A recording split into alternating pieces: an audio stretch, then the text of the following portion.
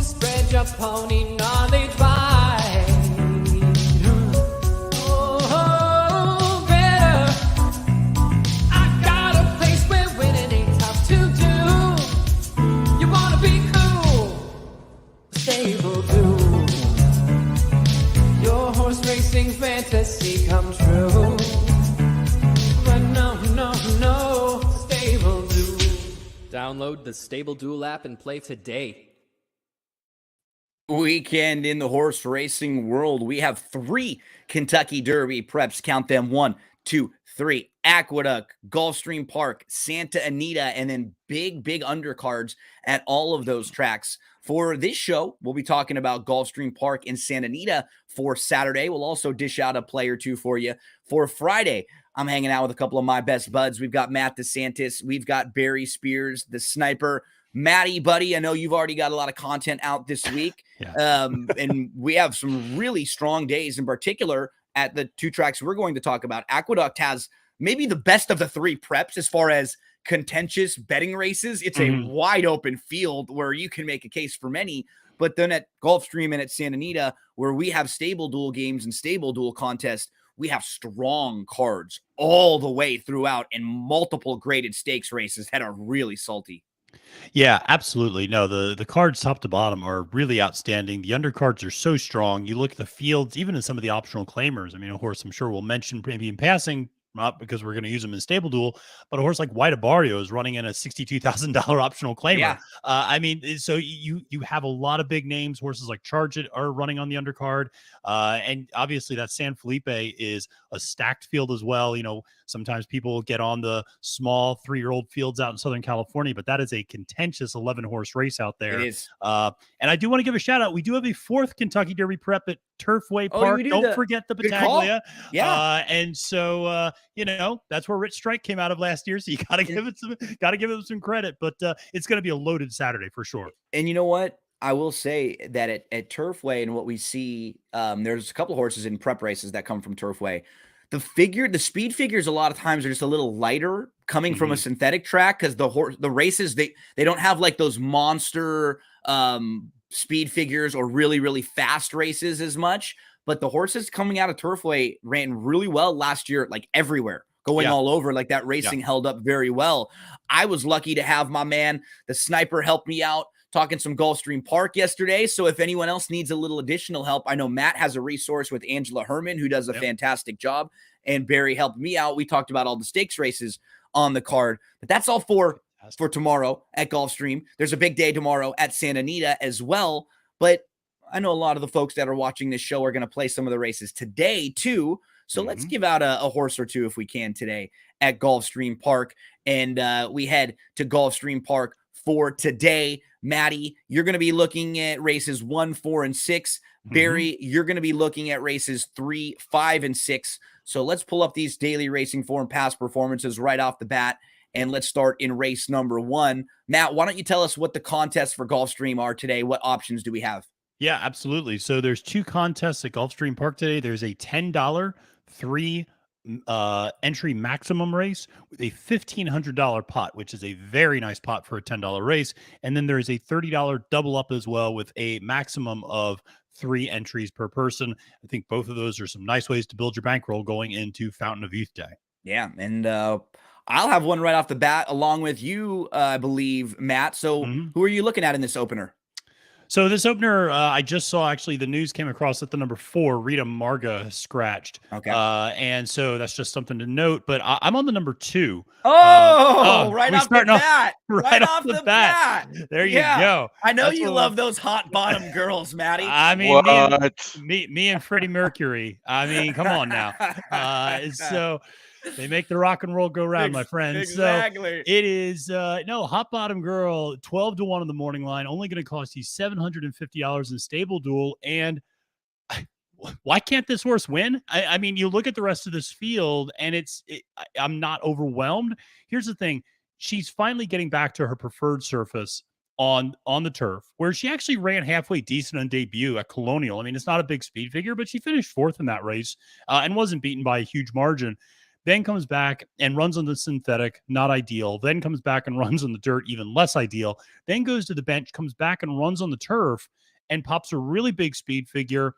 I think, and first time going long, we should mention this horse had been sprinting up until then. So stretching out, getting on the preferred surface, and really showed something there. It's important to point out that maiden race came back really strong. It's a maiden 20, but the top two came and won next time out. Sunatra won a $35,000 claimer after this, and then went and ran in a $25,000 starter allowance. And then Lynn Pierre came back and broke her maiden in another maiden 20. So really, like, the form of that race is holding up really well. I think the works leading up to this race have been really strong in the turf that I like.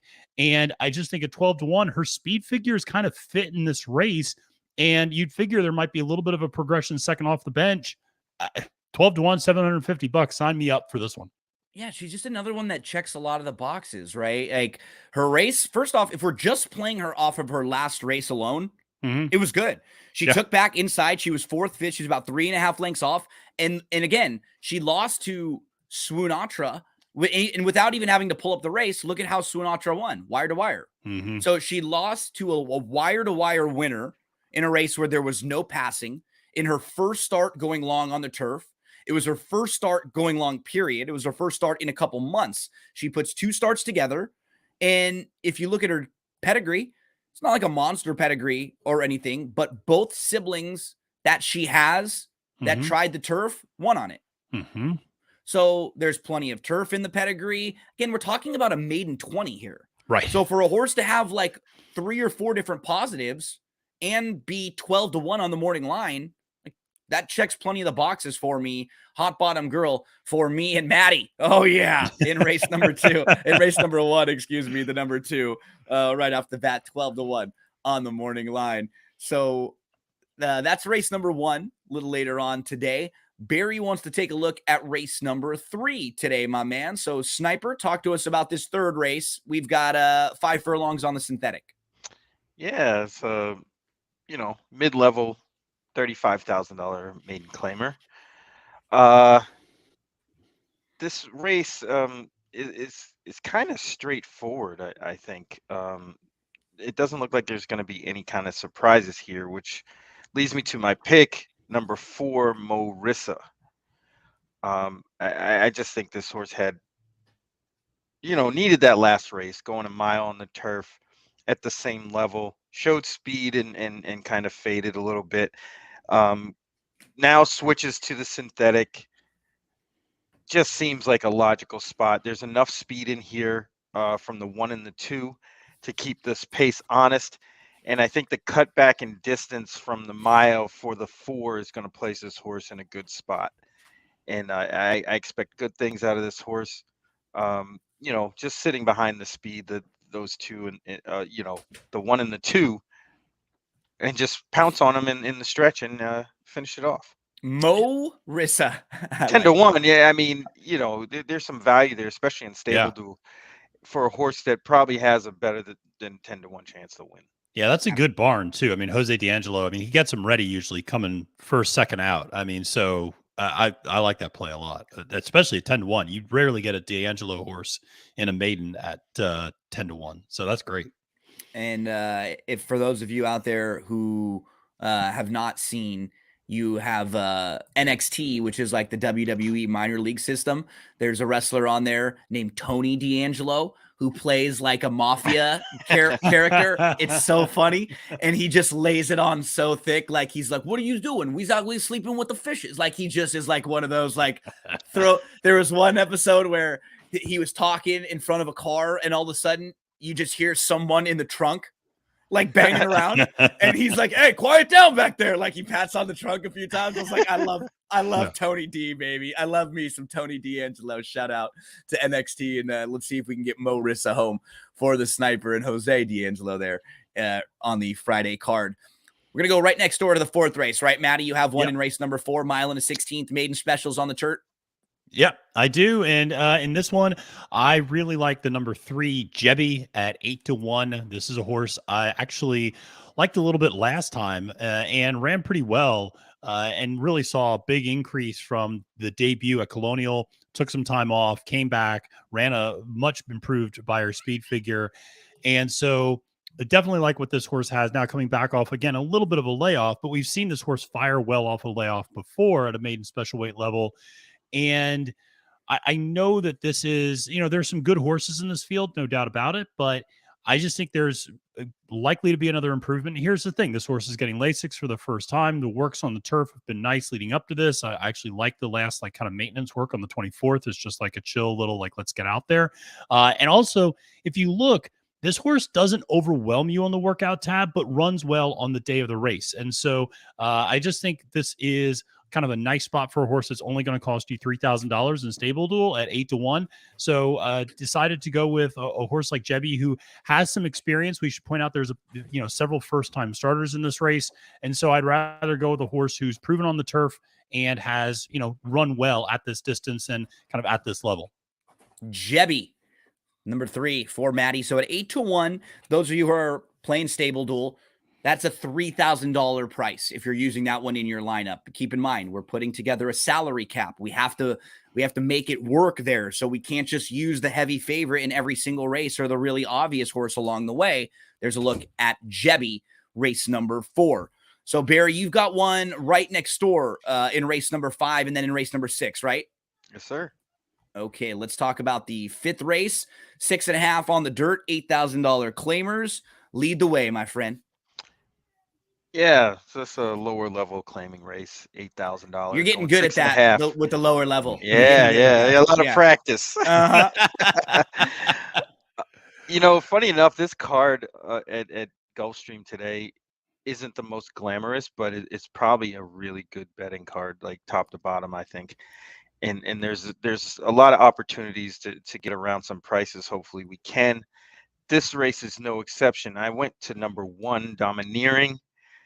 I think the slight drop in class will do this horse a lot of good. There's enough speed in here between number 3, Awesome Appeal, number 4, Rain, and number 6, Maybe Lucky and Wild, to keep this pace honest.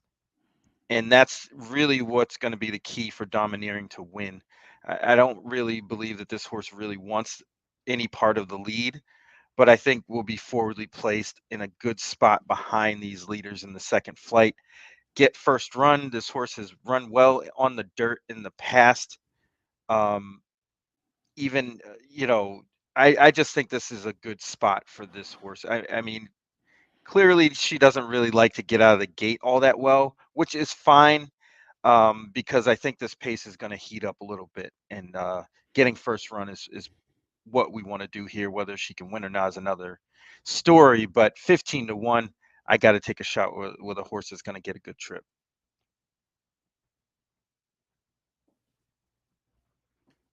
Oh, Gino, you're on mute.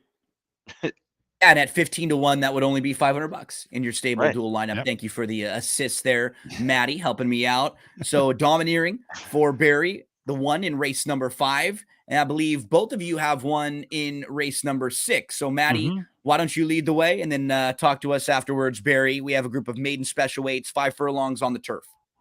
Yeah, I don't know. Maybe Barry and I ended up on the same one. I ended up on the 7, Mrs. Whistler. Yes. Oh, there we go. It's a good Friday. It's a good Friday, my friends. Yeah. And so this is a filly I think has a lot of potential. 5 furlongs, coming back second off, or now third back on the form cycle after a pretty significant layoff. Here's the thing. If you go back and watch the head-on replay of that last race, and this is why watching race replays I think is so helpful, because it's not in the running lines at all, and it's going to happen pretty quick. But if you watch, because they already broke, but if you go back, so if you watch, he's the 5 and just completely goes out at the break and Veers runs right into the other out, horses. And then it kind of like bumps back. Yeah, right? bumps back and finds herself in last. Here's the thing, and that's all you got to see, really. And here's the thing: in a 5 furlong, if that was a mile and a 16th, it's fine. Maybe you recover. At 5 furlongs, that's the race. I mean, it's over. And so the fact that she still ran really well and made up ground and showed a lot of drive and ended up finishing third in that race, I thought was really impressive. I like that they got a gate work in after that race. She did have some issues breaking out earlier in her career, and so, but she's broken well 2 other times. So it's not something I'm consistently concerned about. Sweezy won a big race just yesterday, actually at a big price at Gulfstream. So it's a barn that I tend to trust with these types of 8-1 horses, and just think she makes a lot of sense in this spot. And I don't think she's that far off where a lot of these other favorites are, and you're going to get her at a much better price. Barry, anything else to add? No, I mean, Maddie hit it right on the head there. That little bit of trouble that she got into early last race, it really cost her. That's it. I mean, she ran good despite that. And there's nothing, no really Monsters. stand out. Yeah, nobody that stands out here like, oh, this horse is going to be tough. I mean, the horses coming in from Tampa look a little bit overmatched in this spot, and they're probably going to take some money. Yeah, and you were kind of hitting on it, Barry. What sort of happens is tomorrow is such a good card, and it's such a strong card. When you look from top to bottom, it's all maiden special weights, stakes races, and like really strong upper allowance races. So all of the lower level horses are running today. You know what I mean? Like, or a lot of them are, because they don't even have a race or two tomorrow. So these races are pretty contentious, and they're good betting races, as you said. So it just seems like the little classier horses are running tomorrow. And that's why today is still a pretty good day for a lot of these lower levels of horses that just can't quite compete at that level. That's the number 7 for both Matt and Barry. Mrs. Whistler, shout out right next door. Where are you, Christmas? Cindy Lou who is love me the Grinch there, as that's a look at race number 6. I believe we're done with Gulfstream Park for Friday. Yeah. And we were going to take a look at at Santa Anita for Saturday, but because of the way the weather has been and stuff for Santa Anita, they moved some of the races off the grass. I'm not even sure if they were going to have a stable duel contest for Friday. So we'll send our focus over to Saturday for both Gulfstream and Santa Anita that have big, big days. And I didn't see, Matt, do we have the schedule up for Saturday yet? We do. Okay. We do. So we have a Fountain of Youth. Get ready for it, folks. $50 entry, Nice. $10,000 pot, $2,000 to the winner. So you can take 50 and turn it into $2,000 by winning this maximum of 3 entries. And there's also, listen, if that's too rich for your blood, and I get it, it might be. There's also a $5 game as well at Fountain of Youth Day at Gulfstream Park. So you can absolutely get into that. It still has a $500 pot there with a maximum of 2 entries. Then there's a nice $30 game out at Santa Anita as well with a $1,500 pot, maximum of 3 entries. So really great contest with really big potential payoffs tomorrow on Stable Duel. Very excited for this Gulfstream Park run through here. So, Maddie, you're going to start in race number 1 at Gulfstream Park. You got a couple in the early part of the card. So, talk to us about how you want to kick off this Saturday card at Gulfstream on a 14 race card. So, right off the bat, just stable duel strategy. Yeah. You don't need to play in every race. There are 14 races. Even if you just go every race, you can only hit 10 of them. So pick and choose. Don't feel forced in at least a few of the races that you don't like. Exactly. Go to where your strongest opinions are. Go to where you feel like there's the biggest value opportunities. Some zig where other people might zag in some instances, but it's wide open. And but also, don't feel afraid to double up. Like, even though there's a lot of, like, there might be a race where you're like, I think I know who the top 2 are going to be. Go for it. Like, you don't feel constricted by the fact, well, there's so many races, I just have to pick one. So, yeah, so I'm going to give you a really big price right off the bat in race number 1, which is a $62,000 optional claimer going 5 furlongs on the turf. And I'm going to give you the number 2 horse, Smokin' Jay, at 20-1 on the morning line, only going to cost you $250. Here's the thing. This horse, I think, makes a lot of sense. And maybe this is not going to get you a win, but he's certainly going to outrun his odds, I think. And there's a lot of speed in this race on the outside. And I don't love how far out some of those horses are. Now, granted, it's only a 1-turn race, but still, I sometimes that's still a concern when you're in these 5 furlong sprints and you really want to get jockey for position sometimes to get over in that turn. Smokin' Jay has run in much better races than this, has run against much better competition than this, has run against Costa Creed, has run against Karatari.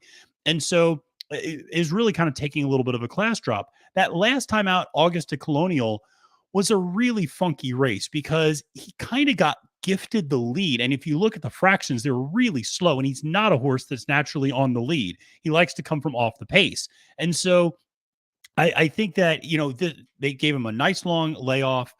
I think he's going to be fresh. You look at his workouts; they look really strong We coming call into it the this race. Mally Moo, Exactly. right? He was like, yeah, what am I doing up here? right. What? Right? Yeah, exactly. Malibu, we're going to talk about her later. But yeah, this is one where, it just wasn't the right trip and the right setup. Now I think there's going to be enough speed where Smokin' Jay is going to be kind of in a comfortable spot, kind of mid-pack, and then making a run late. Though, like I said, the works look super strong. 20-1, only $250 in stable duel. Listen, if you want to spend up on a big favorite, maybe like Charge It later on, you're going to need to find some really inexpensive horses to use to balance your stable out. So I think Smokin' Jay makes a lot of sense. Smokin' Jay early on the card for Maddie will get you started right off the bat with a nice price, and you won't have to spend up a whole lot in your stable dual lineup. And then Matt, in race number 3, this is a race that Barry and I were mentioning when we spoke about the card yesterday. You have the 3rd and the 7th, which are not stakes races, but absolutely could be stakes races as far as just the familiar names. Look at this group in particular. We have Olympic Runner, who is a grade 2 winner and multiple graded stakes placed. You have Rise the Guy, who we've seen in graded stakes races. We have AP Secret, who was in the Fountain of Youth and in the Wood Memorial. Coinage, who was in graded stakes races just last year. Candy Tycoon ran second in the Fountain of Youth back in 2020. We forget. He was well behind Ete Indian. Prevalence is a horse that Barry's hit a couple times with us here, and a horse who is a stakes caliber horse. I mean, this is a strong group, Matt, of horses that are they're kind of trying to get back on track. A lot of them. These are horses that had better ceilings at one point, and right now they're trying to get back to where they were. I'm picking this race, actually, by the way. I forgot. Awesome. Cool. So this one, I will say, you mentioned Coinage. I do like that horse a little bit. I know that he's a horse I think you and I both have liked at different times in the past. And so at 10-1, I do like Coinage a little bit here. But ultimately, my pick in this one actually goes to the far outside, the number 9 horse, Eyes on Target. This is a horse that is 8-1 on the morning line from Mike Maker. And of course, if you remember, Mike Maker had a huge day at Pegasus Day. That barn had some really big wins in stake races. And I like this horse for this. You're getting this horse at 8-1. Now, if you look at this horse's past performances, this horse gets bet a lot and doesn't always come home to win and doesn't always close the deal, runs honest every single time, runs pretty strong every single time. But I'm not going to spend 2-1 on Eyes on Target. I'm not going to spend 4-1 on Eyes on Target.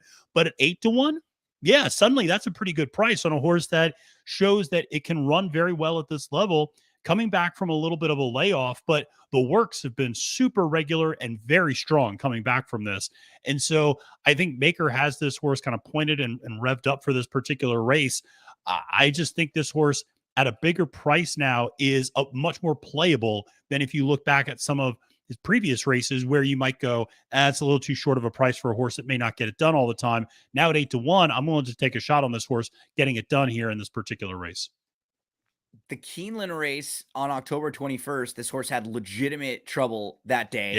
A couple starts back on August the 6th, ran into a horse named Good Governance, who I actually like later on the card. Good Governance just drops out of the Pegasus World Cup and had serious trouble in that race too. So good form as of late for this one. And Barry, you said you have a horse in this race that you like. Yes, I do. Where's Barry going? I'm going to number 6, Candy Tycoon. If you can bring up that replay, this horse. I will say this was Angela Harmon's pick in this race. So kind of ran on this. I mean, he kind of ran a winning race here, and just didn't win. It was a long layoff from July. But you'll see the horse get good position here. And I think he's 11. Yep, he's the 11 right there. on the outside, and he has a good start. He works himself into a nice spot. This was his first start since July. This was only his second start on the turf. You feel like there's a lot of upside Oh with yeah, him. I think this horse can run on the turf. Um, but you'll see this horse just runs a really good race. I mean, first time off the bench in a long time. Um, so the freshness was to be expected. You know, the horse getting out to the front and everything like that. Um, Settled a little bit here. And if you go like towards the stretch, you'll see that this horse, kind of just fades, just gets tired. And I think just, rusty from not being out for a while. And right here, the horse is in the lead at the Candy top of the Tycoon, stretch. yeah, has the lead at the top of the lane, and as expected, off the bench, just needs the race and should be a lot sharper with this one under the belt. I mean, mid-stretch, this is a horse who's still in contention before fading late. The number Yeah, 11, I mean, really late. Like, look, they got passed right there, and and it like makes three that horses pass you from going from like third to sixth, like right at the Yeah. end. right, and it makes it, at least in the form, it looks a lot worse than it really was. Absolutely. Candy Tycoon is 20-1. Paco jumps aboard. This one will cost you what, 250? Yep. Is that right? In your stable Yeah. dual lineup? So nothing if you're putting together a stable dual lineup. That's a look at race number 3. So believe we will now all head to the 5th race Ooh. for our next Uh-oh. play. Do we And have a it's- law I'm professor pretty candidate? sure. I'm It's- pretty sure myself and Gino are on the same horse. It's the Colonel Liam, and it's Yeah. in race number 5. And I'm on the number. See, there are 2 horses that I could have gone to, but I think, Barry, are you on the 4? Yes, absolutely. Okay, you're Same Web here. Slinger. Four as well. Okay, so for the sake of this, I'll give out I thought that's where we would. I'll give out a different one, but I have no problem with Web Slinger. So Barry, let's talk about Web Slinger to start, because from a value-based standpoint, I think he's the best horse in this race and the stable dual horse for this race. Let's talk Web Slinger, Barry, who comes off that nice win last time out. Yeah, this is like the Matt DeSantis special. Yep. Improving 3-year-old on the grass. Yep. First time off the bench, runs a decent race. Yep. Steps back up. I'm all in here. I like Web Slinger quite a bit to improve off of that first race off the bench from November. Has the figures to compete with these. Fits perfectly in this spot. The pace should be honest enough. This horse could actually lay a little bit closer than he has been, but I think Javier's got a good vibe with this horse.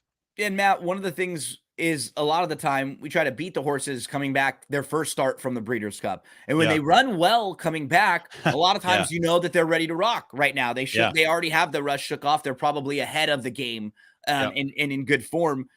We have a wide trip in the Breeders' Cup to eliminate, and it honestly wasn't even that bad of a race. Exactly. No, it was really not bad. wasn't. It was 11th, but by 4 lengths. And here's the thing: Nagarok finished 3rd by 3 lengths. So I mean, there was a length separating 3rd from 11th. So I mean, just a little bit one way or the other. I mean, maybe Web Slinger's on the board almost.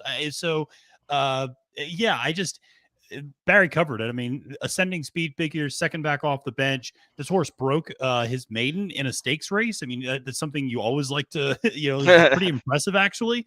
And again, I just think, once it got onto the turf, that's where he's going to be really effective. And Cassie's been winning some big races. So yeah, this horse just made, I was stunned that we got 8-1 on the morning line. I don't think we'll get that at the windows, but at Stable Duel, this feels like the biggest Stable Duel play of the day. Yeah, Web Slinger, a major player. One of the other exotic horses that Barry and I both liked a little bit. You guys should get the better price. Though, is OK Boomer. Oh, Yeah, Boomer. and Boomer's done just nothing wrong in his 2 starts. His debut was good. He was a little bit more forwardly placed. And then in his second start, he took back. He was 7th of 8th. He was in the 2 path, about 8 lengths off and early on. And he moved sort of like handily, like right up into contention, then waited, then angled around like 5 wide, was in between, geared down. He got a lot out of that trip last time out. It was nice, and it shows that he's super handy. And then when you just look at his dam, like she was a classy one. She was a group stakes winner, multiple group stakes winner on the turf at 7 furlongs, like right around this mile. So I just think this is a nice horse who is going to offer you pretty good value in what looks like a pretty wide open, contentious race in here.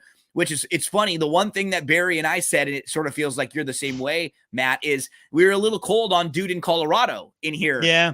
From the outside, who is a nice horse, but seems a little one-dimensional and might have to just get forced from way out there. And in a stable duel situation, I would much rather find a web slinger or an OK Boomer than spend up for Dude in Colorado.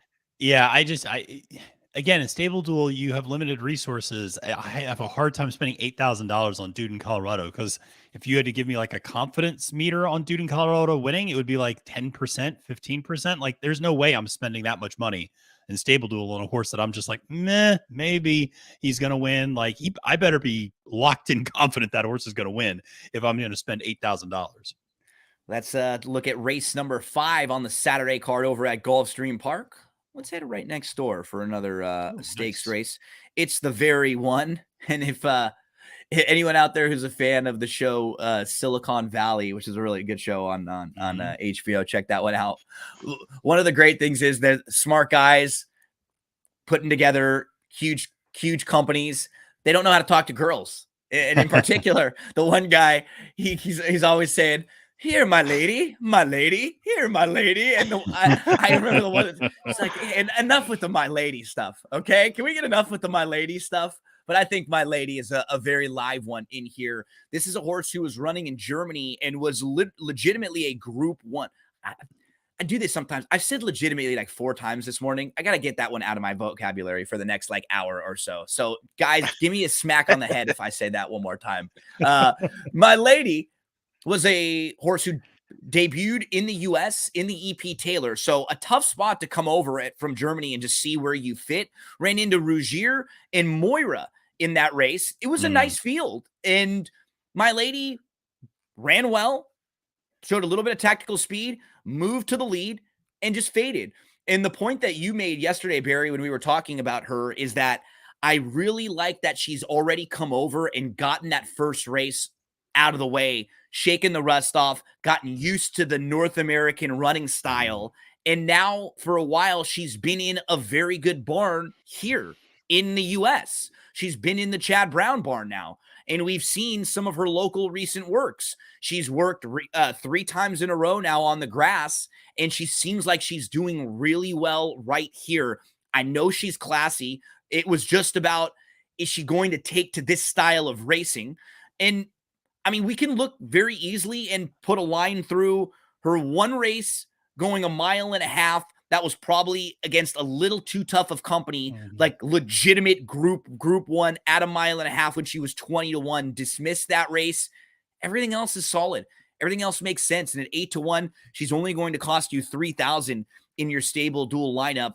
Just another race where I'm taking a shot against Virginia Joy at a short price on the outside. And if you have that, if that's your game plan coming into this race, you can probably find 4 or 5 horses that all fit stable duel. There's nothing wrong with like Higher Truth. Barry mentioned is a horse who could get a pace advantage on this group. Transient ran really well last time out and could be better second start back. Even the 3 Lady Rockstar, if you don't want to spend up quite as much, I think she's actually the horse to beat in here. So to me, it was more of a against Virginia Joy first start back out. She's made her best starts and like her best races are when she gets these really soft front end trips or just great trips in really slow races. The one that I never forget is that Sheepshead Bay where they went 54 and 2 to the front end. Like what on a yielding turf course? And she just crushed that day. So New York. That is, I know, right? Let's look at race number 6, my lady. As we keep rolling along, I know Barry has one in the 9th, and so do you, Matt. You're both going to be in race number 9 next. So let's head to the 9th race. Let's head to the Here Comes the Bride. And Barry, talk to us about who you're looking at in the 9th here. Yeah, this is a really good race. This is a really good betting race all the way around. Nobody really stands out here. I mean, I guess Cairo Consort is going to be the favorite. Maybe, maybe not. I'm not really too sure. This could go a lot of different ways, but I'm going to take a flyer here on number 2, American Rocket. Mm. I think this horse has potential, and we have to just see it on the track. And I'm willing to give this horse a chance here. They seem to want to get this horse on the turf originally, and it just didn't happen. And the horse ran well in the dirt, so I can understand why they kind of kept going that way. Absolutely, Uh, right? And then look, we talked ourselves into this horse yesterday, and Yeah, you were like absolutely. leading the way on it, and like it makes so much sense because maybe they think they've got a turf horse. Okay, race comes off the grass, you stay on, you win. Now you're going, well, we got to take a shot in this race, greatest stakes race on the dirt now, because we were one of the better 2-year-old winners of the meet and we fit kind of well. And so they do. And look who they run into in that race. The horses who are your first and second place finishers of the Breeders' Cup Juvenile. Mhm. Yeah, and doesn't really finish that badly behind them, and probably needs more ground anyway, Yep. than the 7 furlongs, which is fine with me. Then the horse went and ran in the Frizette at Aqueduct on the slop, which nobody Slop. likes, to be honest. Boom. Yep. And Chocolate Gelato, who's no slouch, won that race. Then runs into Hoosier Philly down at Churchill, quirky surface.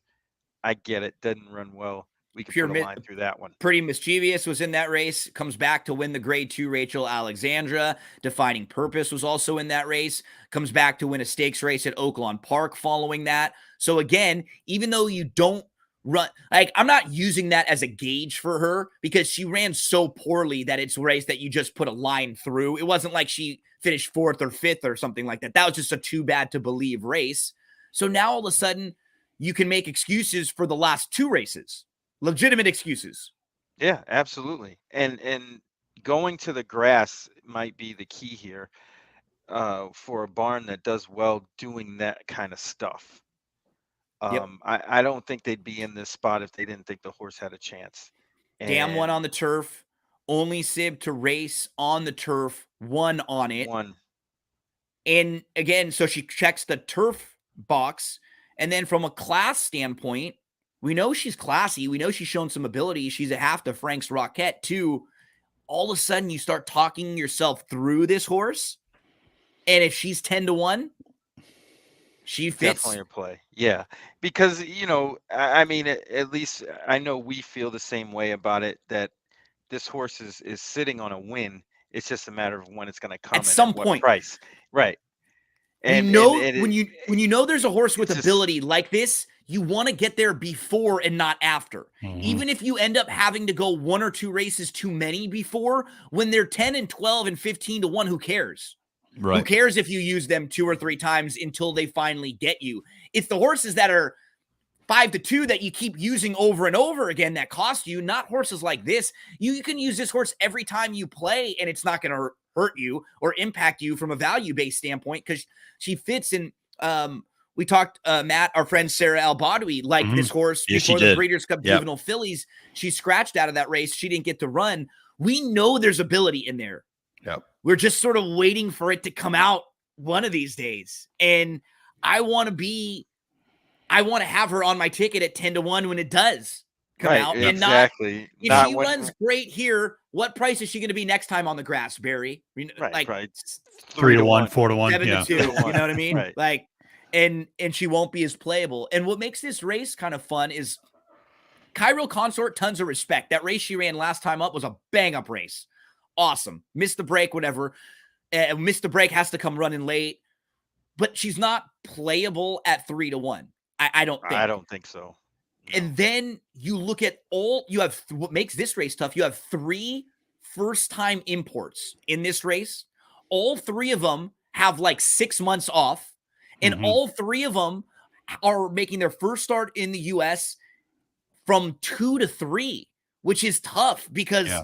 that's a lot of time that you missed. And like we said, we don't know if these horses have grown up or regressed a little bit while everybody is rapidly developing. These are like huge months as far as development are concerned, like end of your 2-year-old season and the very beginning of your 3-year-old season. So I don't know about any of the imports. Like I couldn't get a feel for if either one of them was more dominant or more impressive than the other.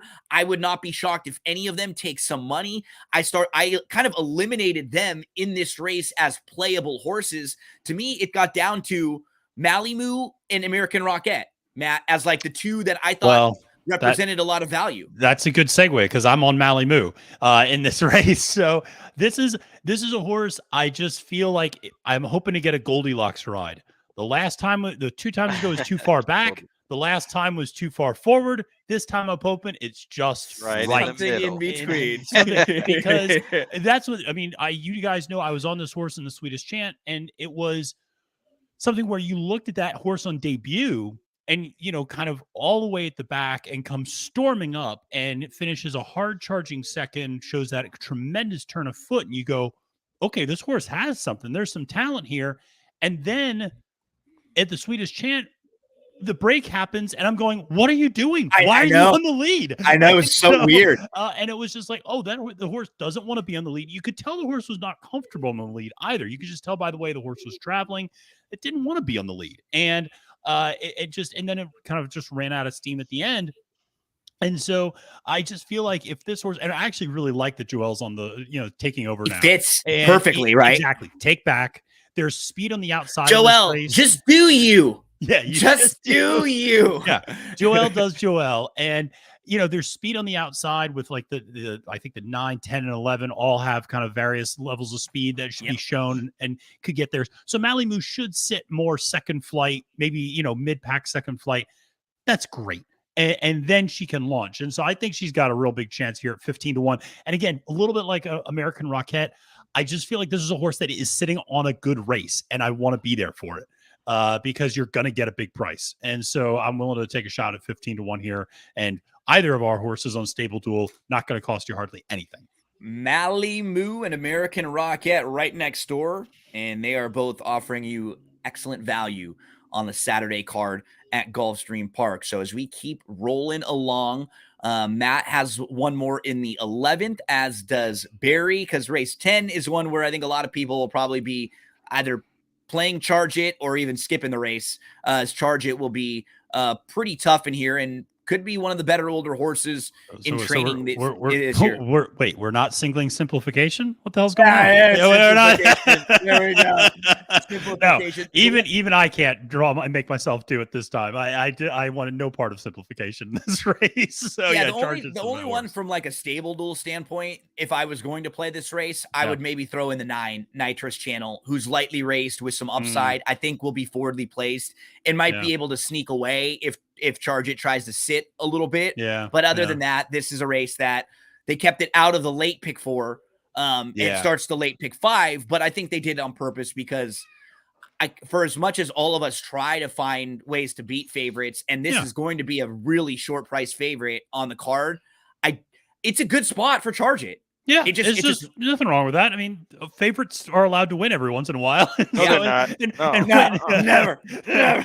But I think the key is, and Barry, I mean, we all like trying to beat them, but it's also recognizing when there's a favorite that you just go, listen, I'm skipping this race. Like in terms of trying to bet it or in terms of like trying to get around it. Like I'm not going to try to outthink myself. Charge It's the class of this field, and I'm not just going to throw money at a horse like Octane or Dean Delivers and hope that something happens. So, I mean, it feels like a single and move on for a lot of people playing that pick 5. That's a look at race number 10. Race number 11 kicks off the late pick 4. And in this 11th race, we will again have a pretty heavy favorite in Speak of the Devil, who is 7-5 on the morning line. Speak of the Devil was awesome winning the Distaff Turf Mile last year and was good overseas. If you look at Mother Earth and Space Blues, a couple of the horses this one ran behind. But the point Barry mentioned yesterday was, you got to go back a while for when this horse was actually in current racing form and racing regularly. That's a little bit scary for a horse who's going to be 4-5 in here. And her best recent race came on a bizarre turf course. that they That's a good completely point. renovated. It's a really good point. And that was a turf course that more horses didn't like than they did. So the ones that did sort of freaked on it and ran really well. And you saw a lot of horses not run well on that turf course. And then that turf course didn't exist anymore following that. So at least something to point out when you're trying to poke holes in favorites. And that's what we're all trying to do here. So Barry, in this 11th race, talk to us about the Honey Fox. Yeah, we're definitely playing against Speak of the Devil. I just can't trust that horse in this spot Yeah. at a really short price. Same thing with White Frost. I think I'm not really sure what to do with that horse, to be honest, other than throw her out. And I ended up on Miss Yearwood. Yes, I think it's just Barry. kind of Nice. the Nice. logical, the logical alternative. Yeah. Especially, the first 2 times running on the turf ran really, really well. This is a really logical spot. Should probably get a nice trip. I mean, I don't really see why this horse doesn't have a chance to win this race at a big price at 12-1. Yeah, And- I totally agree, Barry. Big perk up on the turf, obviously. Big performance last time out. Love the works. I mean, that 58 flat work on February 15th really pops off the page. And yeah, I think gets the trip here. And at 12-1, only $750 on Stable Duel. I like White Frost a little bit more than you, but from a Stable Duel standpoint, I'm not spending that money on White Frost in this contest. And so I'm willing to, this one feels like I'm absolutely going with a horse that's 10-1 or higher. The way you said that, it sounded like you were doing some nose candy. It sounded, I was like, look at Matty in Studio 54 over there. Matt was like, Barry, I like White Frost way more than you do, buddy. And I was that just made me start laughing. I was like, uh-oh, Matty's up all night tonight. Watch out. Say hello to my little friend. All right. Exactly. Just the way that you responded, it sounded so like nonchalant. He's like, he definitely likes the White Frost. Yeah, the White Frost. The way you. It's how you get all the work done, man. It is. I was gonna say, how do you think we go through a 14-horse card at Gulfstream and then 10 more at Santa Anita and all that? Sleep? No, thank you. As we continue rolling along at Gulfstream Park, I'm going to turn the page right next door to race number 12 and shout out. That was Yearwood when we did your Preakness show, Matt. Remember when we did the I think I had Trisha Yearwood, Miss Yearwood, as one of my plays that day. So we've been following her back since the Black Eyed Susan there. Yep, absolutely. The 12th is the 3-year-old filly race. It's the Devona Dale, and it's a kind of wide open race. And I think in what I feel like is a wide open race, one horse I think is going to offer us some pretty nice value in here. And to me, that is Positano Sunset, who I think just did not get a good start last time out. And in talking about this race, you can see the 3, 7, 8, and 9 all are going to be running in the race that we are talking about today. Positano Sunset was the 9 in this race and just didn't have a very alert beginning. And if you watch, the 8 is the horse who ends up winning the race. And that's basically it. Like the 9 doesn't break well, and the 8 gets the most perfect trip you'll ever see. Red carpet ready, breaks right on top, and then takes back and just sits third beautifully. And that worked out great. I just think because of the way that race shaped up, I'm expecting undervalued asset who is a little bit slow to show more speed in here and not try to let Red Carpet Ready sit a couple lengths in front.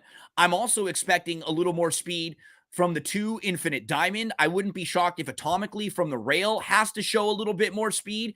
And then towards the outside, Darth Vader is going to go. And I think Leave No Trace at the very least is going to be forwardly placed and then try to sit.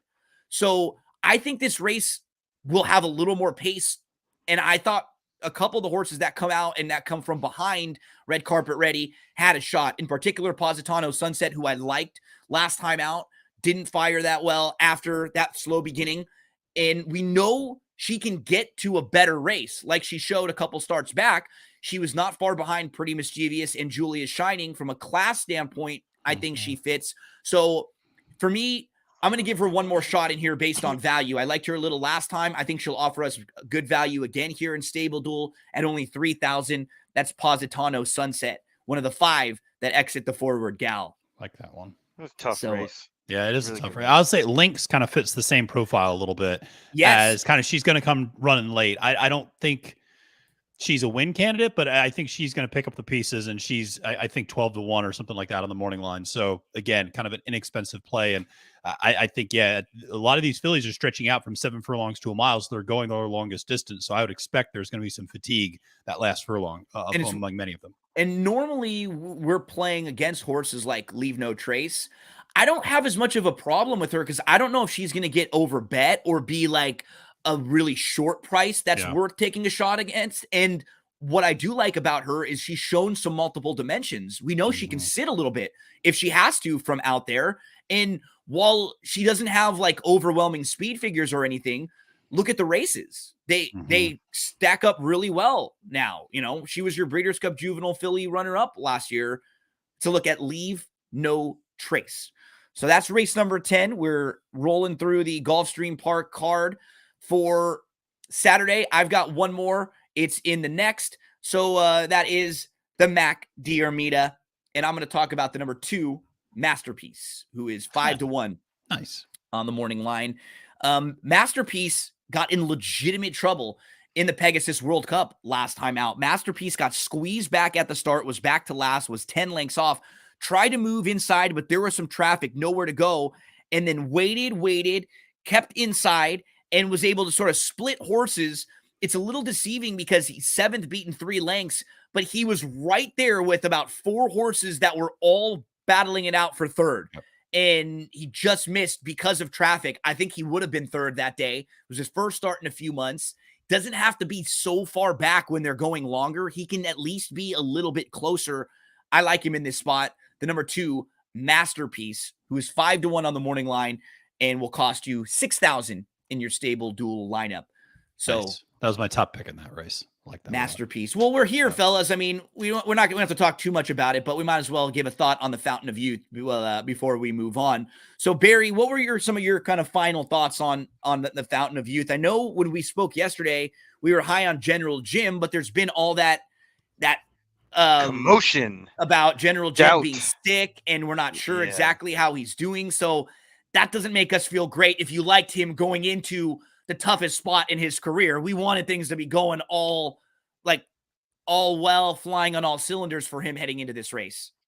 Yeah, and that puts a damper on my enthusiasm for him. Me winning. too. So I'm just gonna toss him for that fact alone, and probably gonna end up on Shadow Dragon, who ran a pretty good race. Much improved in that Grade 3, the Holy Bull, behind the stablemate Rocket Can, who probably won't get a good trip this time. So I think that there's a lot more upside with Shadow Dragon, funny enough, than with Rocket Can. Rocket Can sort of felt like that was his race in that spot, right? Like it was a good spot for him, good race. He was the better value than Cyclone Mischief in that race, and even though he was a little bit wide, it just seemed like it was Cyclone Mischief or him and then the rest of the field. It was a good spot for Rocket Can. How do you see this race unfolding, Matty? Yeah, it's too bad. I was also on General Jim as my top pick in this one, and heard much of the same commotion you guys did about him not feeling well, and so hard to support him. I mean, we'll see what happens, see if he ends up getting scratched maybe, or just kind of what happens with him. But this really maybe comes down to a pace play for me. I'm willing to try to play against Forte. I'm definitely playing against Blazing Sevens. And so for me, it'll end up being Madge, the kind of the second time horse, number 7, just because I don't think there's a lot of speed in this race, which is kind of the antithesis of what we've seen in a lot of these Kentucky Derby prep races, where it feels like there's a ton of early speed. And then horses like Instant Coffee and Red Route 1 and Confidence Game kind of come closing late. And this one, this horse can absolutely get out on the front end and really not face much competition. The only other major speed horse is getting the blinkers taken off, Legacy Isle. So it may sit a little bit more. So I'm willing to take a shot with this horse at 8-1. However, this really feels like the wise guy horse, and I doubt you're going to get 8-1 on this horse because there's a lot of buzz about this horse around the track, I think. And you were hitting on something that's funny. I don't know if the trainers and maybe the connections of these races do a good enough job in the preps of maybe handicapping them before they place their horses, right? Because think about it. If I was an owner of one of these good 3-year-olds, I wouldn't feel married to a circuit. I would try to go anywhere I can to get the points to get my horse in, right? Like, just because you're normally at Oaklawn, does that mean you got to run at the 3 Oaklawn preps back to back to back? Right. No, like you hit on something, Matt. A horse who I have in a fantasy horse racing league, for example, was the favorite in it was the favorite in the Risen Star victory formation. In that race on paper, there was so much speed that they actually had to take back and try to sit off the pace, and then he didn't fire at all. He just didn't want to track. Yeah. Think about if he was in this race. He'd be I'd love to bet victory formation in this race. I know he'd be or verifying. Yeah. One of those horses who in those races they were like, there might be a little speed. Well, verifying's a difference. He had a bad trip. He had a bad trip, but I mean, imagine verifying not sitting behind a 46 and not having to half. worry about sitting behind and just going. And I just think you're absolutely right. And it's why I have a lot of respect for what Todd Pletcher does. I mean, if you look at all these Pletcher horses, they're spread out. Some are at Gulfstream, some are at Tampa, some are going to be up at the Bluegrass. I mean, he, even with Cox, he's putting some of his horses up in, running at the Gotham, running at the, the Wood. They're going to stay on that New York circuit. He's got some down at Oaklawn. He's got some at Fairgrounds. I mean, the trainers who know how to get these horses to the Derby know you got to spread them out a little bit. You got to try to find the right circuit and the right setup in some instances for them. But yeah, this one, like I said, just feels like a pace play. We'll see. I mean, Forte certainly looked really good. I've seen the videos of him, and he's done nothing wrong. Angela Herman shared a very interesting point, though, that Todd Pletcher has had 5 horses go off as the even money or as the overwhelming favorite in 3-year-old stakes races. 4 of them have finished second. And so it is interesting. They don't get home all the time when Pletcher has an overwhelming favorite in a 3-year-old stakes race at Gulfstream. So small sample size, but a reason I think to play against. Let's look at Saturday at Gulfstream Park. We move from one good Saturday card to the next. Maddie, what contest do we have to play in at Santa Anita on Saturday? I know we at least have one. They might add a second one, but we got a $30 contest, 3 entry maximum, $1,500 pot. Nice contest there for a great 12 race card. Not too rich, not too inexpensive in terms of the contest. So $30, nice entry point for people playing Stable Duel. That's talking about $1,500 pot and White Frost on the show. Man, Maddie, you're having a good weekend this weekend. My man, we're having fun. I was going to say, I want to hang out with Matt this weekend. No doubt about it. We've got one of the benefits at Santa Anita from the wet weather over the last couple weeks is that they canceled all the races last week. So this week, even the undercard races are strong. They're good fields, really nice betting opportunities. It looks like Matt is going to be looking races 1, 5, 9, and 12. Barry will be looking at races 3, 5, and 8. So Barry, why don't you, or Maddie, you start us off right off the bat. Race number 1 at Santa Anita. Yeah, sure. So race number 1 is a $67,000 maiden special weight going 6.5 furlongs on the flat turf. And for me, I will go with the number 7, Boss Sully, at 10-1 on the morning line. This is for Brian Coroner. And Coroner is just he's a trainer who gets them ready second start, winning a 28% clip second time out. And this is if you watch the replay of this race, which we don't have to do, but if you watch the replay, this horse, it says rank, they mean rank. I mean, this horse wanted no part of sitting behind other horses in that race and just had a trip. And you could tell the horse just got so worked up that when he finally turned for home, he just, he had kind of lathered himself up and got so worked up. He didn't have, but he still kept on. I mean, he still kept running and he was still passing horses. So it was a decent enough trip. I just think second back, I like that you're, like I said, as a trusted trainer, second back in this maiden special weights, the works have all looked really strong. And I like that they're coming back pretty quickly after that first race. It means I think Coroner knows he's got a good one here. Just, the horse needed a little bit of schooling and was super green that first time out. Here's the other kicker. You get a new jockey. You get Hector Barrios up on the mount. Hector Barrios on the turf. I always like playing out at Santa Anita. And interestingly enough, Barrios was actually on the winner of that maiden special weight race that Boss Sully was in last time out. So interesting to see that. But 10-1, $1,000, I'll use Boss Sully in race 1. And great name on the number 3 for the Cheers fans out there. Mayday Malone there coming out of the bullpen. That is one that's, if you were like a kid and maybe you didn't watch that show all the way through, it is great. Throw that, that's a great rewatch show to throw on in the background when you're doing some work, and because real quick, and it's good. It's funny. It's sharp. And love me some Cheers. Our buddy Andrew Champagne's been doing the rewatch recently. I sent him a little Woody Boyd, one of those little Woody Boyd figures to put on his desk. So, and that was a big deal when it went from Shelley Long to Kirstie Alley too. That was a huge deal of is Cheers going to survive? And it actually got better when Kirstie Alley came on. I loved her seasons. And gosh, Kirstie Alley just recently too. I know, man, that's really sad. Really sad stuff. Yeah. Mayday Malone. There, Sam Malone in race 1 at Santa Anita on Saturday. So Barry is going to give us a runner in race number 3. Barry, talk to us about this third race. It's 6.5 on the turf. It's a 50 starter allowance. Yes, and I am going with number 8, Bruto. This is an odd race, to say the least, because it for whatever reason, these races on the flat 6.5 attract the horses that probably don't want to go 6.5. No, you're right. They don't want to go down the hill at least, or farther, I think. Yeah, it's so weird how who ends up in these kind of races. But if you look at this top to bottom, it's it just doesn't seem like any of these horses really want to go that distance on the turf. And it's just obviously they're avoiding trying to go down the hill. But it does open it up to horses that have speed, and Bruto does have that. And there's really not much of it in this race, to be honest. And getting the outside is probably even better. With any kind of speed that may happen. I mean, the 7 has showed speed last time, going a mile on the synthetic up at Golden Gate, but I don't think that translates to, 6.5 on the flat turf at Santa Anita.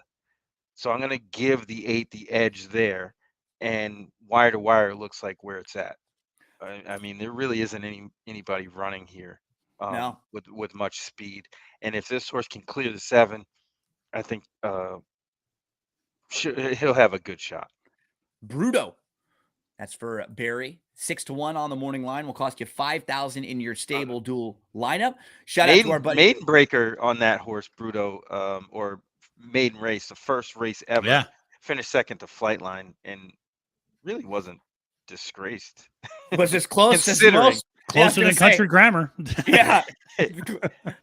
Shout out to our buddy Jake with Thrilling Picks, who's hanging out with us and who's following along with some great memes and some great gifts this morning. Jake, best of luck to you in your weekend handicapping. So we move from race 3 to race number 5, and I believe that's where both Matt and Barry have a play in the Buena Vista. So Matt, why don't you start us off here in the Buena Vista? Yeah, grade 2 Buena Vista. We're going to be going a mile on the turf, and this is one whenever I think of this horse, I always think of the movie Best in Show, which is one of my favorite mockumentaries to watch. And there's a character, Harlan Pepper, who goes, "I can name every nut in the world." And he goes, "Macadamia nut, peanut," and he starts naming nuts, and it's hysterical. It's a good bit. So I am on the number 2 Macadamia, and this is a horse that is 6-1 on the morning line. And it's interesting. I actually talked to Jess Pfeiffer about this race yesterday on my graded stakes preview out there. And she brought up a really good point that, and something I didn't realize, which was Tiago Pereira started working this horse really regularly in the morning. and really developed a strong connection and really kind of made an appeal to Phil D'Amato to get on this horse. Nice. And so what you saw what happened last time was Pereira gets on this horse, and this horse finally kind of breaks through and gets a win. And she also said that this horse had really struggled passing other horses, and that this was something that they had worked on and trained on, and they just really struggled. And she goes, they think that the switch finally flipped, and they think the last race was kind of the key. And so it's Nice. 6-1. This is always a horse I've liked and always runs honest and always runs very consistent numbers, but just hadn't come through. Like I said, it's 6-1 for only $5,000 in stable duel. I'm willing to take a shot at this horse who, 3 for 4 in the exact at this distance, and who I think maybe the light bulbs finally turned on for this one, taking a little bit of a step up into grade 2 company. Macadamia is no doubt on my exotics here. The horses that I looked at in this race were 2, 4 Kitty Katana, who might Yep. be able to get a trip and maybe able to sit close and kind of get the jump. Mhm. And the one that I thought was kind of intriguing was the 8 Nadette, who just didn't really fire last time out, but she was really good in her first start in the US. And as she was just kind of up close, now she puts 2 starts together. There's a better race than she ran last time out. And Dettori jumps aboard. Emily Gullickson, who talked about the races with me, she liked this one a little bit too. Yeah. Nadette. So yeah, that's a look at race number 5. Barry, where were you going to land in here? I ended up on the 7 and a Glassa. The Going speed, with the the one to catch, speed. right? All Yeah. right. Yep. I mean,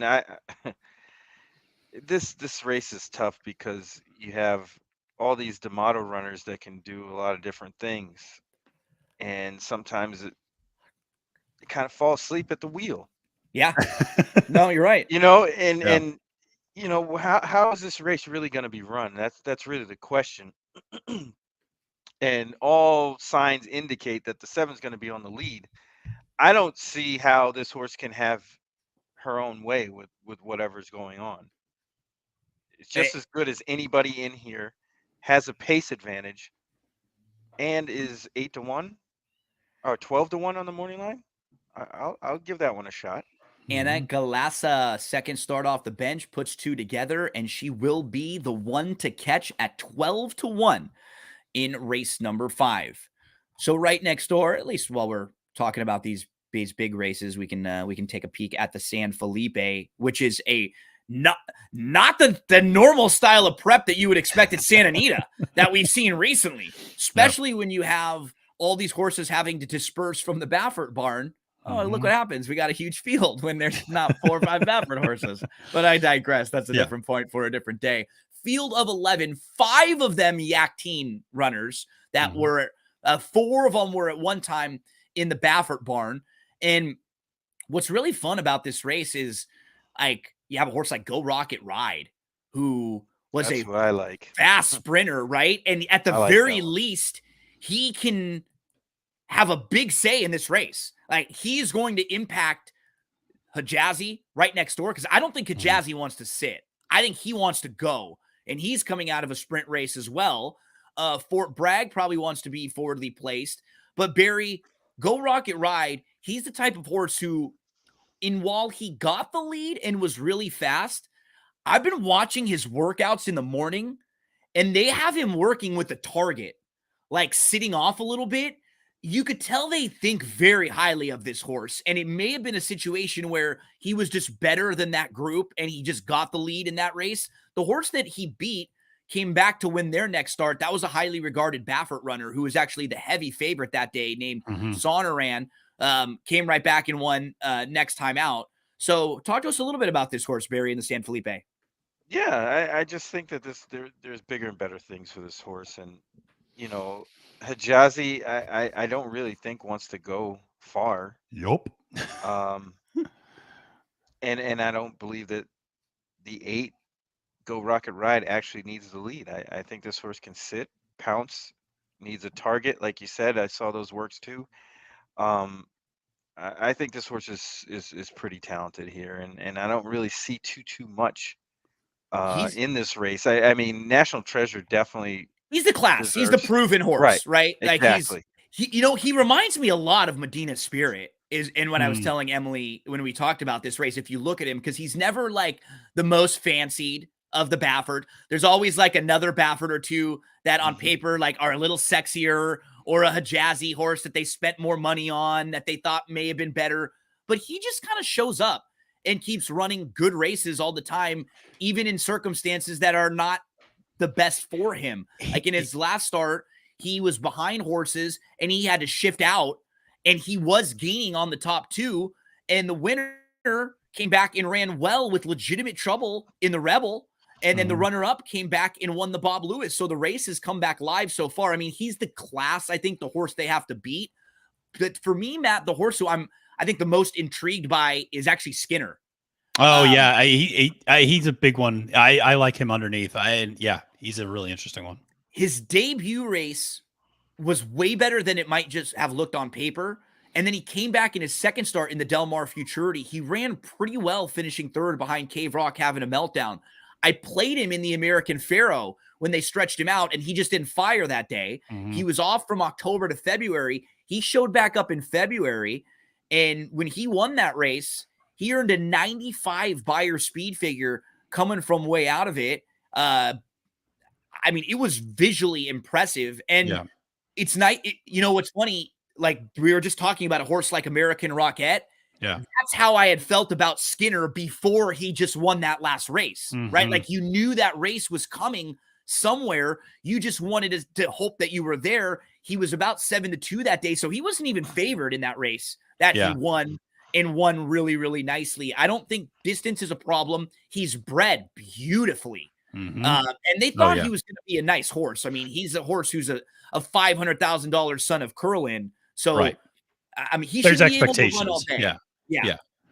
It's interesting. I think this is a really good field. It's funny. National Treasure, the horse that I compared him to, is Country Grammar, because I think he wants a mile and a quarter, and I don't. And he kind of reminds me of Country Grammar in that he rarely takes your breath away with either early speed or with late closing speed. He just grinds. He just slowly gets there, and he doesn't have a stunning turn of foot necessarily. Like you said, he's not a speed horse on the front end like Hijazi or something like that. But he's super reliable. But I actually think a mile and a 16th is just too short for him. I think he wants a mile and an eighth, a mile and a quarter. I think the more you run, the longer he goes, the better he's going to be, which is what reminds me of Country Grammar so much. He will be on my Derby tickets if he makes the Derby. Because he just keeps going. Like he's going to be so tested by that point. He probably won't be my top pick, but he will be in my pick 4s and 5s and everything. I won't let him because he'll just run super honest. And so, but the horse I'm most interested in is actually right next door to the 3 Practical Move, who I refer to as the organic Yakteen, the original Yakteen. And I know the Los Alamitos form can be a little bit funky, but that was a really good effort. And this horse has been blazing on the workout tab. I mean, they have been just firing bullet after bullet after bullet. And again, you're doing this in Santa Anita, where all these Baffert horses we talk about are also trying to fire bullets. And the fact that Practical Move is outworking everybody in the mornings, I think Yakteen's got a really, really, really good horse on his hands here. And I think, you mentioned a lot, fair amount of early speed. I think Practical Move should sit a decent trip and should sit kind of, second flight, and it will absolutely have the opportunity to do it. And so I think Practical Move gives you a little bit more value at 4-1 and might float up the board a bit if, money comes in on National Treasure and Hijazi. Practical Move for Maddie. Tim Yakteen trains, one of the 5 Yakteen runners, but this was the one that was initially in his barn. There's just a quick look at the San Felipe, one of the big prep races this weekend. We all have 1 or 2 more to talk about. I have one right next door in race number 7.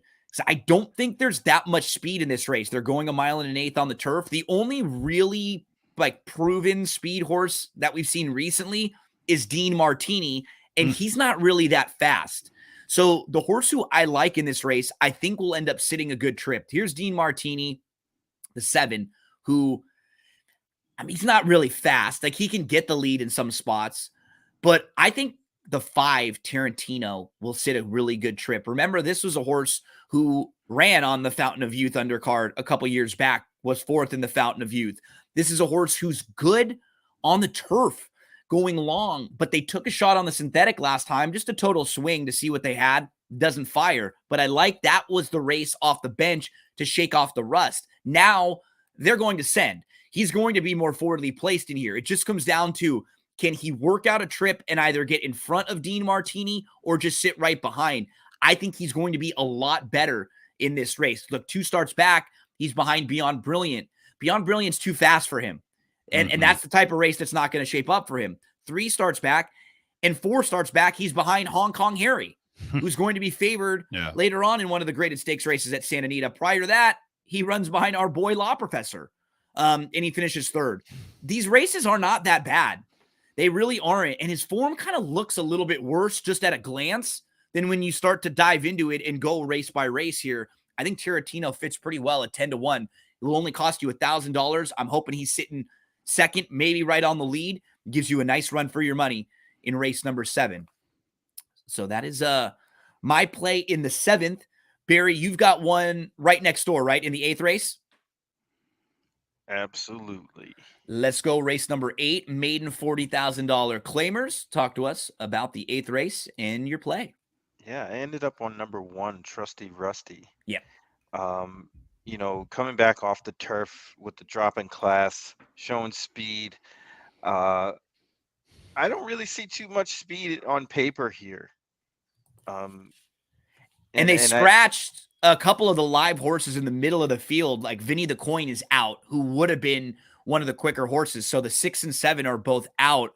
And I think you're absolutely right. Like taking them out of the race removes at least one of the major speeds. Right. And not that Trusty Rusty's a known commodity, but just from the 3 races that he's had, it definitely looks like he's going to be forward place, if not on the lead. I think he's quicker than the 10 stop in a tress. Yep. And beyond that, there's really not many of these horses want to go. I mean, Pacific States might want to go, but I doubt it. In the race that he ran against Stop in a Trace, he was in front of Stop in a Trace. Exactly. Like just to show you. And what happened in his last start. So Rusty speed in both of his first 2 starts sprinting on the dirt. And it wasn't even like he didn't like the turf. What happened was the horse right next to him had a really bad start. Horrible start. And a lot of times that happens when the horse right next to you has a bad beginning. It impacts you a little bit. It wasn't like they bumped into him, but it was like a slow start and it's sort of contagious. You look over and the horse next to you is a little slow and you're kind of away slowly. And that was what happened to Trusty Rusty there. I think he's a must use in here too, Barry. Yeah, you got to force the issue from the rail. And I think that's, if this horse didn't draw the rail, I probably wouldn't use him. But he's you can't really say that. Yeah, you can't really say that too often. But yeah, that draw forces this horse to kind of go and puts him in the trip that I want them to have, basically on the lead.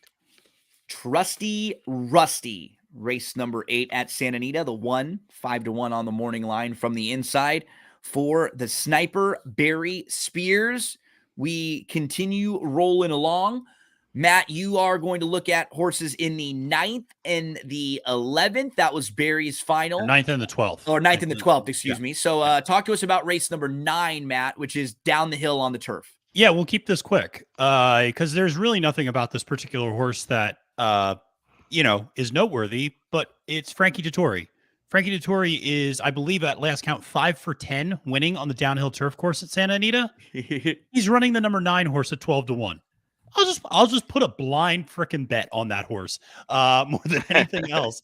And I was like, yeah, Frankie is on a big long shot on the downhill turf. Sign me up for that. I'll do like a win place bet on this horse. So she's going to get Lasix for the first time. And again, you're making a point about Frankie, but if you look at her races, doesn't it seem like 6.5 is like the perfect distance for her? 6 was a little short. Yep. She was behind. She finished second twice at 7, and then she won at a mile. But it really feels like a mile was a little too far for her. And we talk about those milers cutting back to the 6.5 is on the downhill turf was perfect. And a lot of times, I think most of us know this. A lot of times when European horses come over, it's because they need Lasix. And so, getting the Lasix, I just think 12 to 1, you get a jockey who clearly knows how to ride this turf course on the downhill and is super hot there. So, like I said, there wasn't a ton to get into with this one, but just thought I'd point that out for people playing on Saturday. That's a look at race number 9, a very contentious race. As let's all turn the page to race number 12, which is the big cap, the 12th and final. I've got one in there also. Nice. And it is a good loaded field edition really of good. The big cap. Just awesome. And when you look at, you have to start Defunded, who was one of the favorites in the Pegasus World Cup. So he's going to take a lot of money in this race. Stiletto Boy ran third in the Pegasus World Cup. So you have your second and third place finishers from there. They're right in this race. Warrant last year was second in the Santa Anita Handicap, ran the best race of his life, just missed that day. So he's a major player. He fits in here. Towards the outside, you have Proxy, who had one of the weirdest trips in that Pegasus race. It was so bizarre because he was inside. He got shuffled a little bit. He's only about 6 lengths off early on. And then he loses like 4 lengths in the middle part of the race and like turning for home. He's basically being distanced.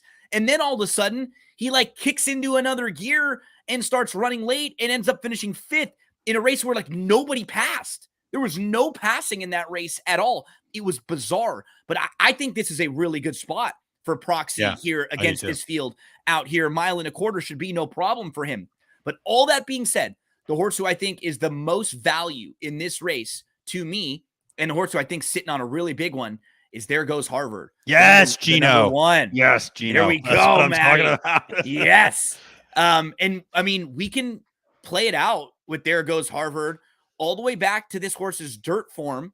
I mean, honestly, since he breaks his maiden, everything makes sense. Mm-hmm. Since he breaks his maiden at Ellis, he comes right back. He finishes second next time out by a nose. Then he's in the Ellis Park Derby behind Superstock. He runs great that day and finishes second. Then he's off from August to March. Shows back up in March, a good runner-up effort, first time off the bench.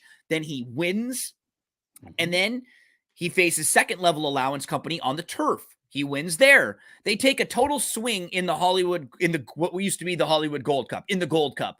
And in that race, he beats Defunded, who's going to be the favorite in this race. He beats Royal Ship, who would be very live in this race. Royal Ship is running earlier on the card and is probably going to be like 5 to 1 in a graded stakes race in race number 11, right before that in the Kilroe.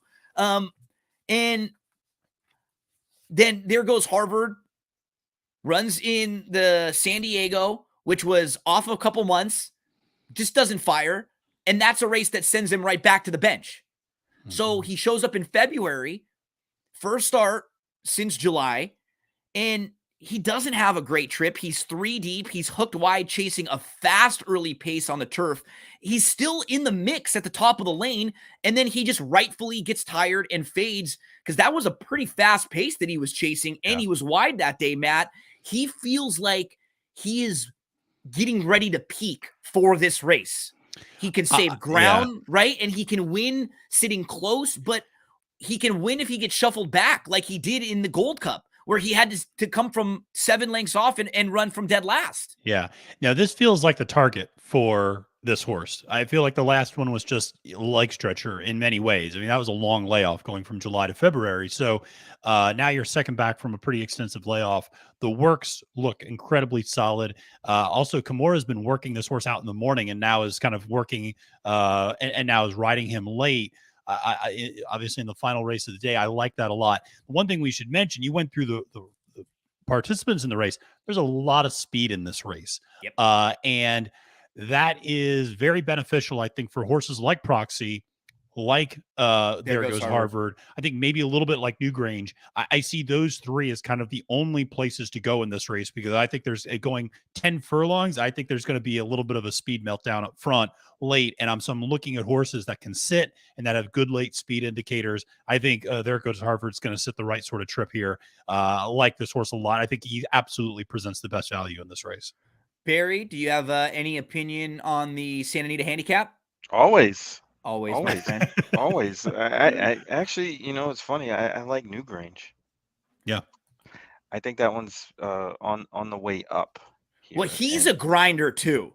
Like yes, in Yeah. his last race, he looked like he was done until they started riding him. They started to get into Right. him, and that shook him up. And that was when he got woken up and went by. And he could be a horse who sort of gets a jump on the deeper horses too. Like if the 11 Proxy Yeah. is coming from way out of it, he might be able to get the jump and sort of fall into a really nice trip. yeah. There's enough speed for this horse to have a target to run it, and I think as long as they can keep, or Frankie can keep Newgrange clear without getting stopped, I think that horse might be all right. Yeah, I agree. I mean, he is a grinder for sure. And that last race was really interesting because I thought he was cooked, and then it's just like, He ended up all right, winning. here we go. Yeah. So I was like, oh, all right, he's not done. Here he comes. So, yeah, I think, and it'll be interesting. The last race of the day, it'll be interesting to see how the track plays. Yeah. If you're not seeing deep closers really doing well. And then I think Newgrange, it makes the most sense because he's gonna. You mentioned it, Gino. He's gonna have the jump. He's gonna just have better position early, I would imagine, be a little bit closer to that speed. So if it is more of a forward favoring track, then I think Newgrange makes all the sense. There's one horse that I want to like. I wish he had a race is Haywood's Beach. I wish he had just one recent race before this because he's kind of intriguing. There's a 1.25 mile dirt race right here at Santa Anita that he won, and he sits the type of trip that we're just talking about right now. Right? Like that trip that Newgrange got, it was back here in May of 2021, going 1.25 miles at Santa Anita. And that's the trip that I'm looking for. And he has no problem getting distance, right? This is a horse who's a multiple graded stakes winner going 1.5 miles. I just don't know if he's right now at his tip top. I wish there was one race for me to see, like 6 weeks ago for Haywood's Beach, but I'll keep an eye on him and maybe at least throw him under on. God, what is an awesome card at Santa Anita. And that's the great thing. We'll tell you when the races are bad and short, and we don't have to sugarcoat it because we're all seeing the same thing. That's not the case this weekend at Santa Anita. Excellent betting opportunities. And all three of us have a lot of content out there right now. Freaking Barry's wife is going to be mad because I said to Barry last night, he spends an hour talking about the Gulfstream card with me. This morning, we go an hour and a half. And then later on, Barry's going to join us on the Santa Anita feed to talk about the Santa Anita mandatory pick six payout. So I said, man, within a 24-hour period, you and I are talking for about 4 hours over. You're definitely going to get sick of hearing me talk, my man. So thank you for helping out with this one. And Matt, I know you had Jessica, Jockey Jess, right? Help you out with the Santa Anita races. If anyone else needs more help with that. Yep. No, she and I went through the 4 graded stakes races. So that was really helpful. Angela Herman and I teamed up on capping the card. We went through all 14 races in the Fountain of Youth. And I have a video coming out later today where Caitlin Free and I talk about the Battaglia at Turfway Park. And, awesome. Like I said, if that one kind of has gotten a little overlooked and understandably so, I get it. There's the other big 3 are really big races, but there's some intriguing horses in that race, and particularly a former Baffert horse, actually, that's shipping in that's changed trainers in Gilmore. So, some names, if you're familiar with the California circuit, are going to pop up there in Kentucky. Happy Gilmore, my God. And we had Barry help me out with the Gulfstream Park stakes races. So anyone that wants a little bit more in-depth look at the Gulfstream Park card for Saturday, was very lucky to have my good friend Barry help us out there. We had Emily Gullickson help me out with the 4 stakes races for Santa Anita. We did that early on Tuesday. It's always fun when you talk with someone before the morning lines come out too. Yeah. Because we were talking about what we think horses might be or who could offer value. So you could get just a little bit of a glimpse on what we really think without having the morning lines sort of, impact your handicapping there. And then one of the absolute sharpest, I think he is the best when it comes to making the morning lines, David Aragona in the NYRA. He is awesome at that. And you know what? Like, he cares about it. That's why you can tell he takes it seriously. When we're wondering why some tracks have had entries out for 5 days and no morning lines. You never wonder that with the NYRA. They draw their races, especially for the stakes, and David posts them an hour later, right on his Twitter. He'll post the 3 whatever stakes races, here are the morning lines, so that way everyone can get ahead in handicapping. And he is sharp with Craig Milkowski on Timeform US. Yeah. They do stuff for DRF and all over. So, yeah, we have a lot of content out there for a lot of the great races. All of it's free, folks. We just want to help you out. That's all. We just want to help you share the information that we've learned, that we've been lucky enough to get from some of these other folks that we spoke with for doing the time and looking at these races. Barry, my friend, I hope you have a fantastic day and a great weekend. I'll be talking to you a couple hours from now. Matt, I'm getting ready to go listen to your Cap in the Card with Angela. Yeah. I'm always curious to get Angela's insight because she does a really good job. I've known her for years, and she is an excellent handicapper.